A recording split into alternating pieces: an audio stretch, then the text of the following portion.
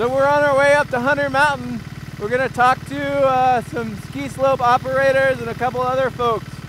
Hunter Mountain's at the northern part of the Catskills. It was a fun ride getting up here, very slow. Oops, took a wrong turn.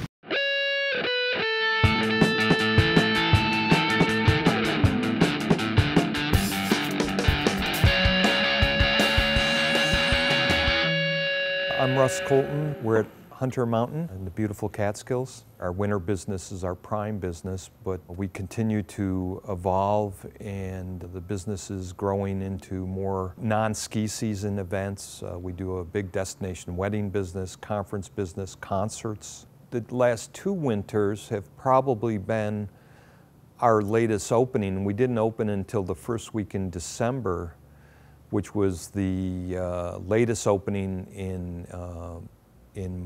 since I've been here. 2 years ago, in the end of February, beginning of March, we had 7 feet of snow in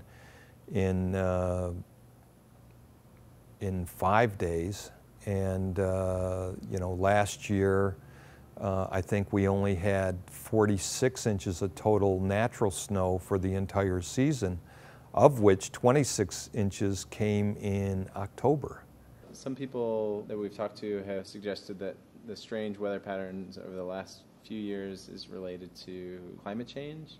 Is that something that you think about, or? You know, obviously we think about it. Do we, you know, I have no idea what's causing that. Obviously the climate has changed. Is this a cyclical event? Is this a period of time that we're going through that is part of a cycle? You know, I don't know. You know, I mean, obviously the weather is important to our business. We're always looking at non-ski season activities that we can continue to balance out the business so that we're not as reliant on the winter business than, say, we were 10 or 15 years ago.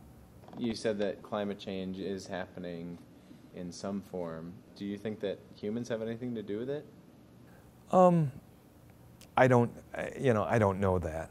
You know, I don't, you know, there's, you know, obviously there's a couple different schools of thought, whether it's developed by humans or if it's just a natural cyclical event that we're going through.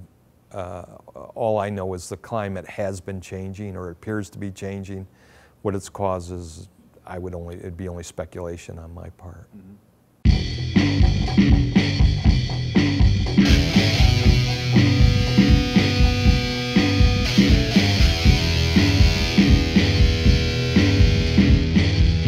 The community up here was hit pretty hard in Hurricane Irene. One of the projected impacts of climate change is an increase in extreme weather events. And so it's interesting when we bring up climate change with people and people talk about Hurricane Irene, it's giving some evidence that maybe talking about extreme weather events is a sound way to start the conversation about climate change. One of the people we talked with on our trip to Hunter Mountain was Scott Berwick. Recently retired, Scott worked at the Hunter Mountain Ski Resort as a lift engineer for 32 years. He lives nearby in the town of Hensonville, which was heavily impacted last year by Hurricane Irene. Scott talked with us about his experience during the storm. In fact, if Irene had just blown through, we'd have been okay. But in fact, Irene got stalled. The rain from Irene got stalled in this area. So this area around here for probably a mile radius got 21 inches of rain overnight. Yeah, we thought, oh, this is a lot of rain. It's looking pretty bad. We better go get some gasoline for our generators because we'll probably lose power. So my wife got in the truck and she drove a quarter mile up the road and it was flooded.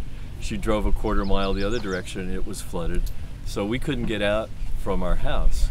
So we backed our cars up into our neighbor's yard. We didn't go out into the road. We backed across his lawn and parked up about 3 feet higher than our driveway and left our cars there while we decided what to do. But when we crossed the rushing water to get to our cars, we were actually holding hands because the water was this deep and you could feel it trying to sweep your feet out from under you. That's how fast it was rushing.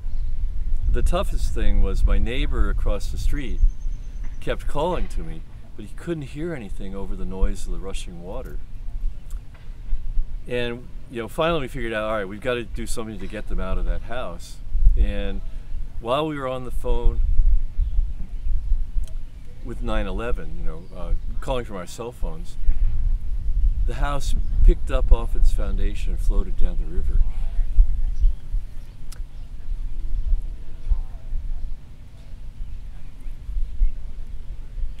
Anyway, it went about 700 feet down, downstream, because it wasn't really in the river. It was out in the floodplain. It got caught in some trees, but unfortunately, our neighbor, who was still in the house, died in the house before we could get to her and rescue her. But I have to tell you, the way the people pulled together afterwards was really quite wonderful to behold.